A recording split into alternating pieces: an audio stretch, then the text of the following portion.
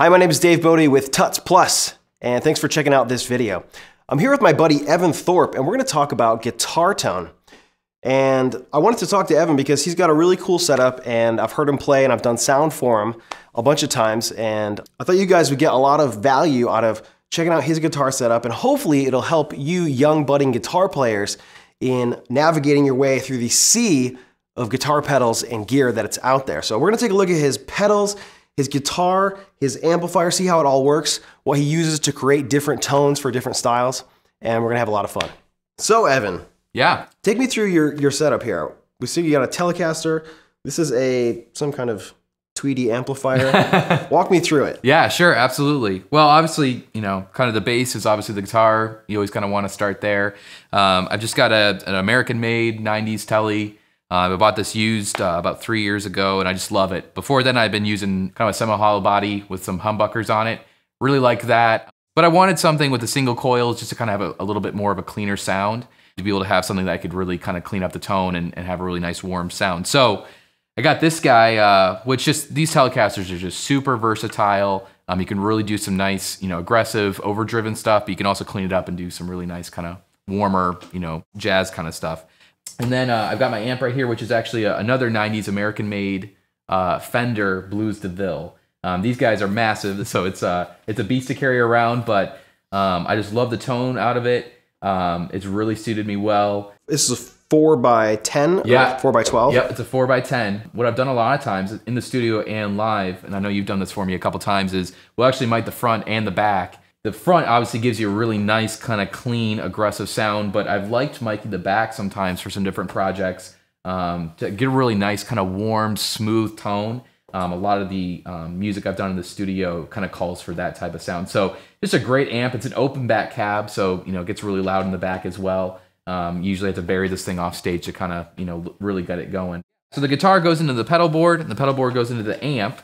Kind of my signal chain here, and my pedal board's kind of constantly morphing. I'm constantly putting things on and off, to kind of change it up depending on the, whatever the situation calls. But, this is kind of everything that I've got at this current moment. Actually, my first pedal here is, it's called a JHS Little Black Buffer. JHS is a great kind of smaller pedal boutique company. They do a lot of handmade stuff, and it's great. I mean, when you've got, as many pedals as I do, a lot of times your signal can kind of drop down and just really get weak by the time it hits the amp running through everything. So this little guy right here in the front really just keeps my signal strong going through the entire chain, of my pedal boards. It's just kind of an always on type of pedal. You plug into there and it just kind of does its job without really having to mess with it too much. So I go straight into the little black buffer, and then from there I go into my Ernie Ball VP Junior volume pedal. And actually from there, it kind of splits my signal. So I've got a tuner out on there, which actually goes into my tuner. And it kind of keeps everything there separate, so I can keep my tuner always on and always ready, when I need to tune, whether mid-set or, wherever I am. And then another output goes through the rest of my chain. So I like keeping the tuner pedal separate, just so I can, even if my guitar signal is off, I can still have my signal go to the tuner and I can pedal on the fly, all the way down. So obviously, keeping it all the way down, I can tune on the fly quietly. I can mute my signal if there's a part of the song, either live or in the studio, that I'm not playing for. It can kind of, cut off my signal. But I also do a lot of swelling stuff. So it's really nice for some atmospheric stuff. In the studio, you have all sorts of synths and keyboards that you can kind of get that atmospheric, sound. But live, a lot of times, you either only have one keyboard player and he's playing some lead stuff, or maybe you're only a 4-piece. So this actually, paired up with a few other pedals that I'll talk about in a minute, a lot of times I can get a really nice kind of atmospheric synthy sound by kind of fading it in and out. So anyway, so from the volume pedal, I go into my drive section. And this is probably the section that's most hotly debated among guitar players as far as, you like this, you don't like that, you want this kind of overdrive. I've had the same 3 for a few years now. I really like them. Very versatile, pedals. And I have 3 stages of overdrive that I usually work through. And I really try to recommend when I'm talking to guitar players to have a couple different stages of overdrive, depending on what style of music you play. So if you're strictly a jazz player or something like that, typically you might have 1 stage of overdrive, and that's kind of your sound for the entire set. For a lot of my stuff, I play a lot of pop rock and kind of folk rock stuff. So I need some, variations, depending on what the song might call for. Sure. I've got this first one, the blue guy right here, is a full tone, full drive. So the company is Full Tone, and the actual model is called a Full Drive 2. Full Tone's great. They make a bunch of different pedals. I've actually got another pedal that I'll talk about in a minute on here. So this, the Full Drive is kind of my standard overdrive. You can hear clean tone, and then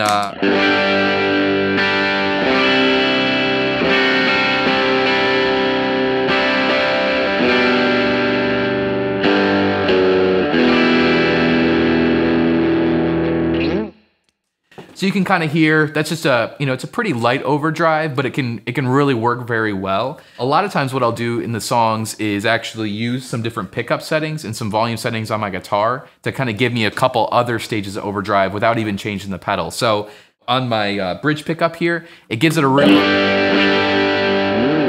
like, very aggressive kind of sound, but I can clean that up by jumping it over to my to the middle position, which is actually my bridge and neck pickup. It gives it a little bit more of a,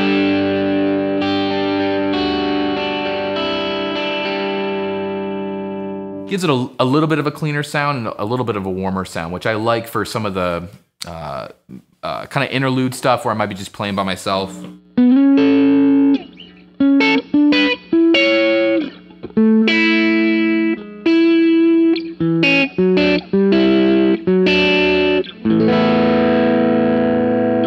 You don't get that real shrill, like, bridge pickup thing. Exactly, which sounds really nice if I'm just playing by myself. On the bridge pickup, I'll use that a lot if I'm just kind of pounding out at chords in a chorus or a bridge part that's kind of a little bit more energetic. And like I said, it actually has two different stages on the pedal. So it's got the regular overdrive, which you heard, and then it's actually got a boost side, which just gives it a little bit of extra overdrive. It's not actually a volume boost, it's just a little bit of an overdrive boost. So I might, leave my the regular stage on during a chorus, and then when it goes into the bridge, I might jump it up just a little notch with the boost side. So here's my, it's just a regular side.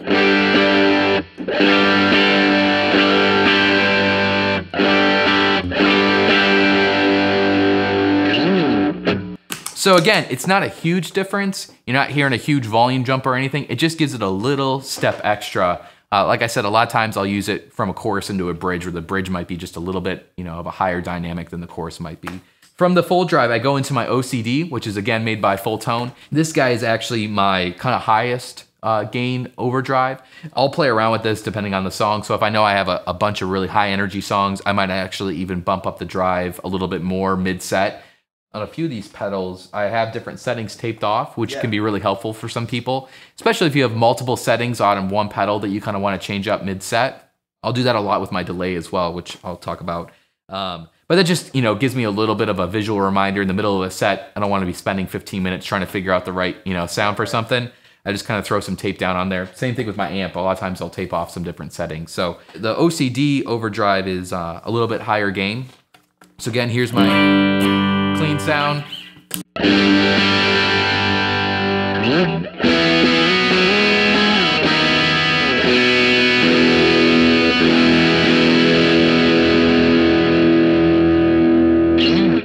So you can hear it's a pretty heavy overdrive.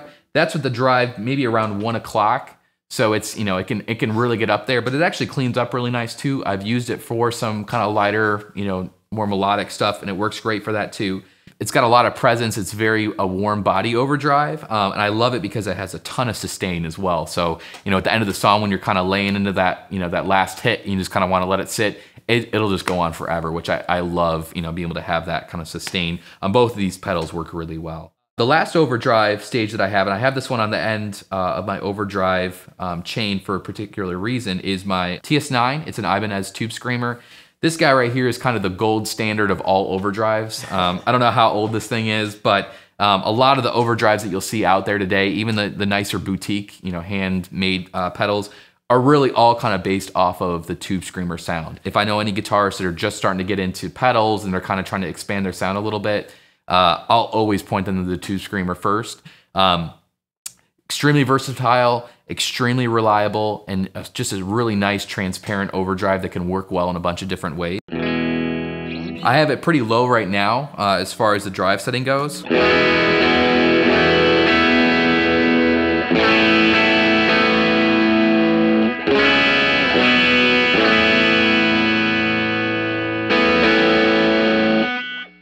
So I've got it pretty light right now. It works really well. Again, it's a very similar stage to actually the full drive. It's kind of I would call it a light to medium overdrive, whereas the OCD is probably a much more heavier overdrive sound.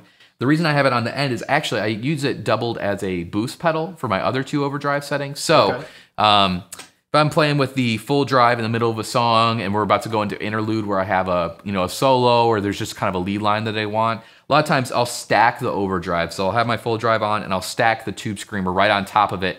It'll give it a nice volume boost as well as a little bit of extra overdrive and just kind of let me cut through the mix. And from there I go into my delay section, which is a few different pedals, and this is kind of changing as well. I actually go from my tube screamer and it goes over here into my Boss DD6. Boss has a bunch of really great delay pedals. They're extremely reliable. They've been around for years and I really like them. The DD6 I don't use too much. I actually just have it on one setting, which is the reverse delay. It's very subtle, and I usually use it a lot for the ambient swelling and little lines that I do there. Okay. And I kind of have it, it might even be kind of hard to hear. You can kind of hear it kind of cycling. You can kind of hear it cycling just a little bit. Again, super subtle. I didn't want, my signal to be reversed and people could kind of hear that. I just kind of wanted some kind of oscillation in the background, just kind of like sitting, and I actually have the trails going on for quite a while. So it just kind of lets my signal and my, my notes kind of blend over each other and just kind of smooths everything out for some nice melodic stuff. So that's really all I use it for. From there, I'm going into my Boss DD20, which is kind of this, big white shark over here. This pedal is pretty much like a small computer. I mean, it's got some really nice features where you can actually lock in a specific BPM. So when I'm playing in the studio, if I know a song is a particular tempo, I can actually lock that in, and I can be sure that my tempo is really locked in with the drummer. So that's really nice. It also has an external tap tempo, which I'll kind of walk through in a second. So that's nice. It's got a bunch of presets, which is great, so I can have different settings for each song if I wanted to. So if I wanted a soft quarter note delay for one song and a really strong dotted eighth delay for another song, I can cycle through there and it remembers all my settings for that. I usually use the analog setting, which is nice. It doesn't sound super digital. It's got a little bit of almost kind of decay on each repeat of the delay note. So every single time the note repeats, it's a little bit different, so it's not an exact copy of itself. If I only had one delay pedal to be able to use, I'd take that every single time. And then from there, I go into my Boss CD5. This guy, no presets or anything, so it's kind of a one and done pedal. You can obviously change it up, mid-set, but I kind of leave it on one setting. I have it as a very strong dotted eighth delay. So guitarists out there that love the edge, guys like that really make heavy use of the dotted eighth delay. This is kind of the, the pedal to get that sound out of. And actually my Boss DD20 and the DD5 both have external tap tempo. And I have them going into this FS5U. It's just a little tap pedal. You can actually use this on keyboards. You can use it for a bunch of different instruments. I have it actually split up. So all I have to do is I just tap this one pedal and it sets the tempo for both my DD20 and my DD5, which is great. Nice. It'd be a really hassle to try to tap it out on one pedal and then the other. This guy, I can just kind of, tap it out mid-song, or if I'm in the studio, I can kind of tap it out, and it's setting the delay settings for that. Dotted eighth delay, I have it pretty high, so the repeats of the delay are almost equal to the sound of my guitar. So you can kind of hear it as it's going cycling through. So it sounds really great for kind of the higher lead stuff you're doing. So I can cycle through that.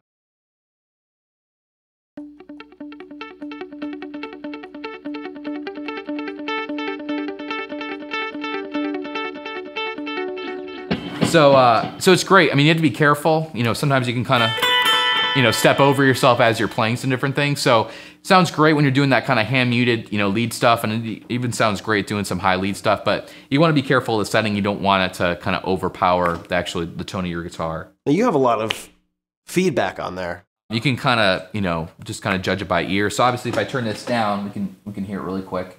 I have this turned down pretty low. You can hear it's just, basically, hitting it once or twice. Or you can go all the way up, the opposite way. So, I mean, that guy will go for days. I usually keep it around 11 o'clock maybe, which you can hear. So it trails off pretty quickly. Okay. In a live setting, sometimes having a lot of repeats is nice. In a live setting, you don't have as much going on stage. So it's kind of nice almost having something to kind of fill in the space. I call it filling in the cracks of the music. So like you said, I'll change it around, and I'll change around the, on here it's called the effect level, which is how loud those repeats are. Okay. So for that higher, palm muted stuff, if you want to, if you're doing YouTube covers and stuff like that, keep that really high, keep it like at a 1 o'clock, and it keeps those repeats basically as high as my original guitar tone. If there's a song that I'm just playing a lot of like higher lead stuff, just really melodic stuff, I'll kick it down to maybe like 9 o'clock, 10 o'clock. And it's enough to kind of keep the delay going, but it's not super noticeable, if you're just listening to it in a mix. From there, I'm going into my RV5. It's a Boss reverb pedal. I use it pretty much just for one setting. It's called the modulate setting. The best way to describe it is it almost gives it kind of a synthy sound. So you can hear, almost no reverb at all in my clean tone.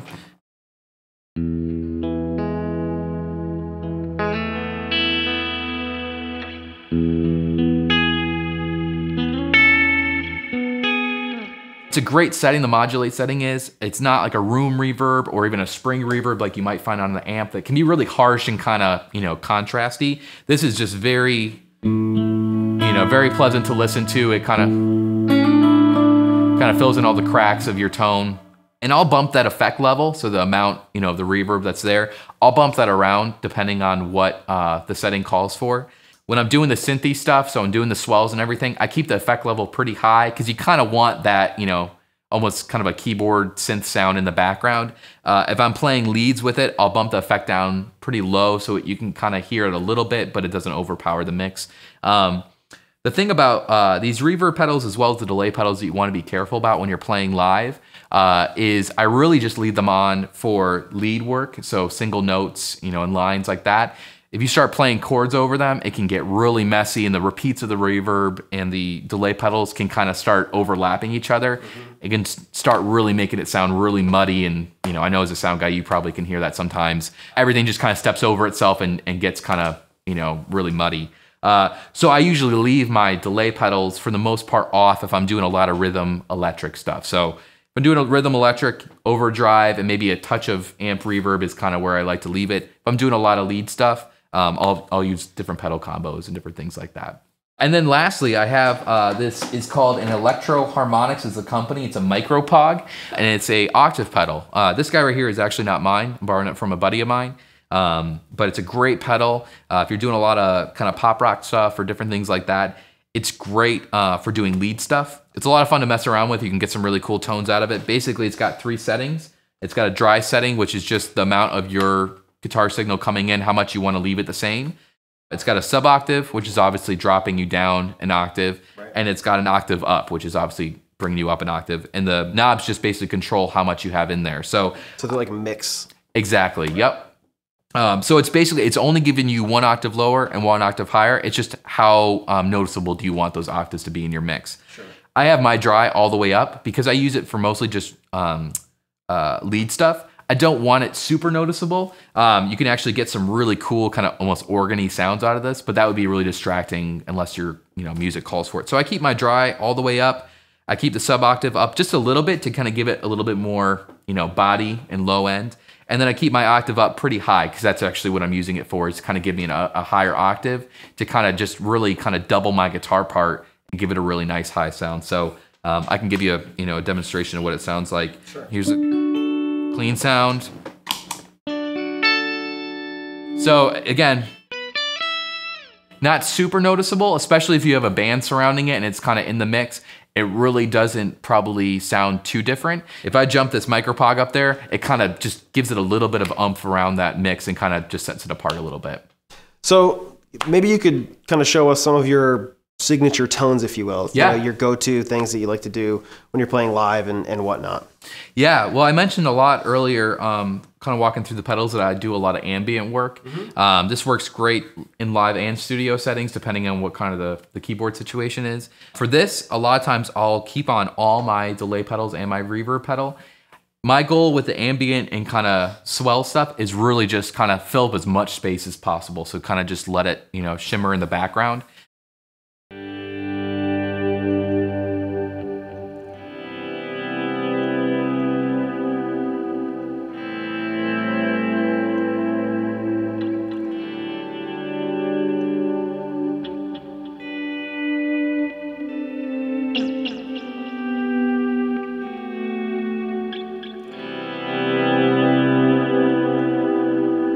see what I'm kind of doing is, I'm obviously using my volume pedal to kind of swell my signal in and out. You can actually accomplish the same thing with your volume knob on the guitar. Having it down here on the floor is a little bit more intuitive. Obviously, you're not going to have to jump back and forth between playing and changing your tone. You can kind of just focus on playing and just, you know, let your foot do the work. But if you don't have a volume pedal and you kind of want to get the same sound, you can obviously accomplish that, you know, doing it with your volume knobs on your guitar. The reverb and the delay kind of let the signal, enable the signal to kind of carry even after I drop my volume down. So you can kind of see that if you can kind of hear it even after my volume pedal's all the way down and I don't have a signal coming through, it kind of lets the signal kind of continue through the mix, which is nice because you can kind of, you know, switch on your, you know, switch your chord pattern to the next line or the next chord if you need to. Do you have a special delay setting that you use for doing that kind of swell stuff, those ambient ringing out chords? Yeah. What I'll try to do is usually just kind of keep a slower tempo going. So the repeats of the delay, if I have my quarter note and my eighth note going on in the background, you don't want the repeats necessarily getting heard in the background because that can be kind of distracting in the mix. Yeah, they're really, really subtle. Yeah, I mean, I have, you know, you guys saw me walk through the pedal board earlier. I have my dotted eighth and my quarter note delay up, you know, pretty high. But when you're doing the swells, because you're not putting any rhythm to your notes or anything like that, you're really not hearing any of the delay, which is kind of the purpose when you're doing that type of thing. I keep everything up pretty high. So, you know, my reverb and my delay, I try to keep it up pretty high because it just allows for a really nice full sound. Obviously, you know, if I just had my clean tone coming through, you could still get the same, you know, sound. Obviously, as soon as I bring my foot, you know, down on my volume pedal, you're getting the signal cut. So a lot of times I'll keep my overdrive on while I'm doing the swell stuff to kind of give it a little bit more of an aggressive sound. You can kind of hear that.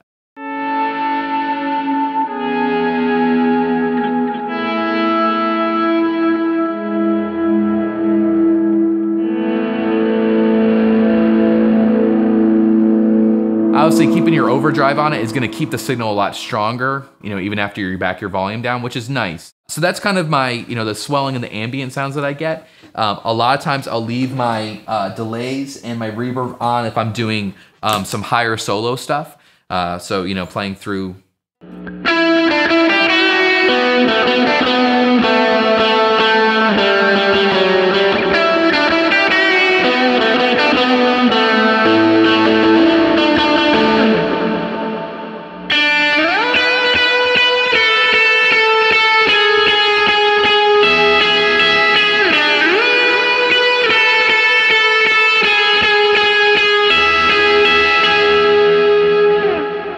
If I'm playing rhythm, so a lot of times if I'm playing in a four-piece band, you got a, you know, singer, an acoustic guitar, a bass player, and a drummer. A lot of times you're just playing rhythm the whole time. I don't really have a whole lot of room for solo or lead work. So I'll keep a lot of my delay pedals and my reverb pedals off and just kind of play with either a light or medium overdrive. And you can kind of hear.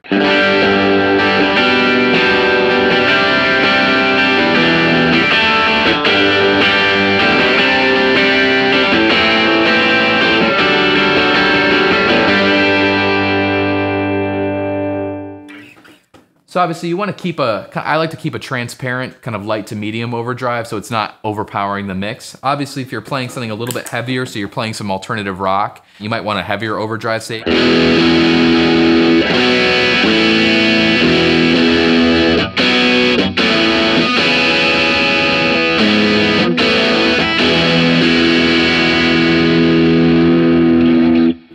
So a lot of times I'll have a heavier overdrive if the song calls for that. I see a lot of guys out there that just load up their pedal boards with all sorts of nonsense and just, you know, trick it out, you know, like a car. And it, you know, it just doesn't sound that great. And then you might get one guy who has one overdrive pedal and one delay pedal, or just straight into the amp, and it sounds phenomenal. I mean, those are the guys, you look at the guys like B.B. King and some of the other, you know, the great rock guitarists that just went straight into the amp and overdrove those amps, and they sound so good.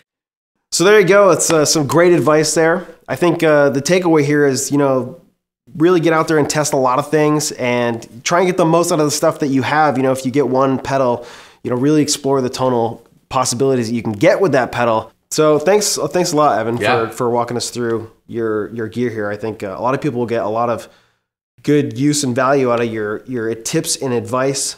and your experience. You know, I think a lot of the trick with guitar stuff is standing on the shoulders of what other people have done. You know what I mean? So we can take your knowledge and, you know, use the things that are relevant to us and, you know, the guys out there and the gals who are playing and mix in their own style and their own genre and come up with something that's better than if, you know, they were to start on their own. So thanks a lot. Hey, absolutely. Thanks.